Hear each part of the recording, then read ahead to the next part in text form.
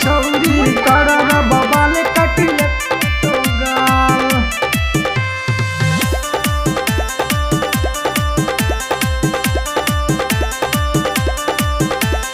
अविनाश के शादी छिए लाजे बाराती सही सही नाच मट कोर के राती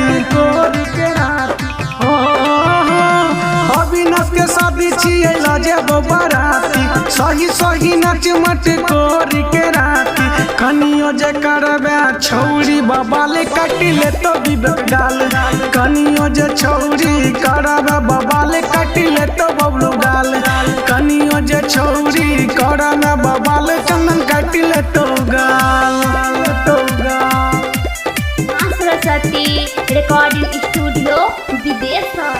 कनियो जे छौरी करबे बबाल कटिले तो बबलू गाल। छौरा रोहित बबलू पी के छौ दीवाना गुजरा छौरा लुटो चोली के खजाना